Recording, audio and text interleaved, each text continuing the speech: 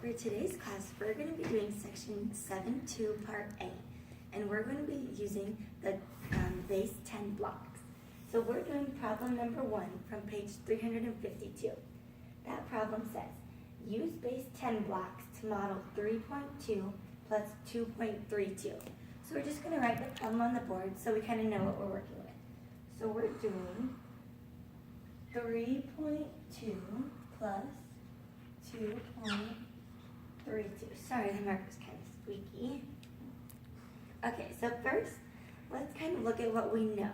So what we already know how to do is a sum with fractions.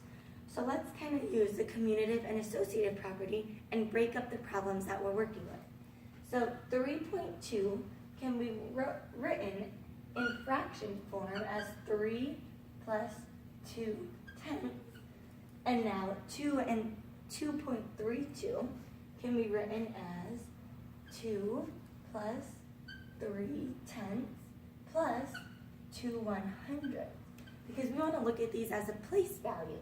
So we know the 2 and the 3 are in the tens place when we look at decimals, and the other 2 out here is in the hundredths place. So now let's put together what we know that can already be with the common denominators. So we're going to do 3 plus 2 plus, now we're going to add together the tenths, plus 2 tenths plus 3 tenths. And then there's only 1 in the 100ths.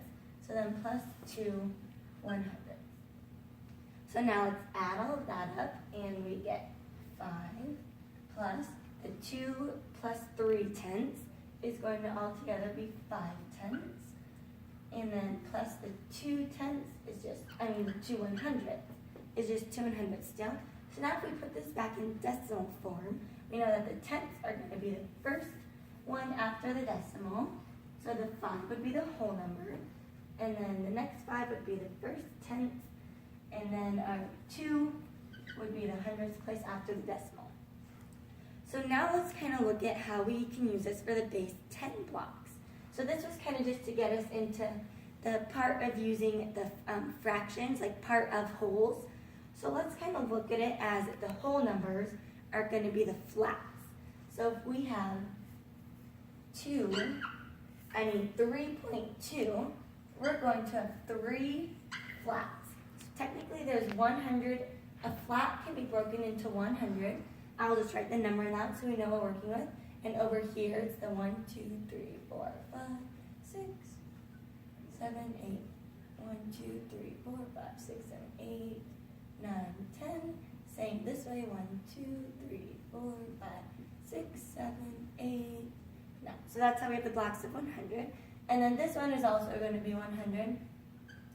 So that's how we get the 3 wholes for the first one. And then how do you think we're going to do 2 tenths? So if we're looking at it with like this, we know that 100 can be broken into 10. That's the same way how we get the tenths.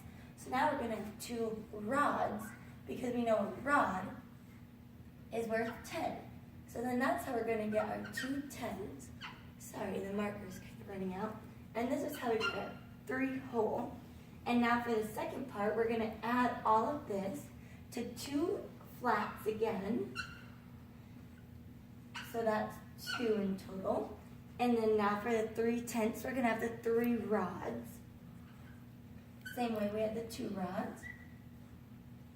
And now when we're looking at it in the fraction forms, we know that there's 100 little ones in the flat. So now we can, and if we know that this is the hundredths decimal place, we can break it into units.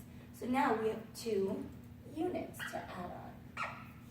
So now if we add up all that we have together, we have 1, 2, 3, 4, 5 flats, which would be 5 of these all together. So I'll draw it out kind of for our visual. These are the big flats we're drawing over here. And then the first decimal place would be the tenths place, how we broke up the rods. And we have 1, 2, 3, 4, 5 rods and 2 units left. So therefore we know that 3 and 2 tenths plus 2 and 32 hundredths equals 5 and 52 hundredths. And we showed that by breaking it up into the fractions. So we get our place values and using our fractions to use our base 10 block.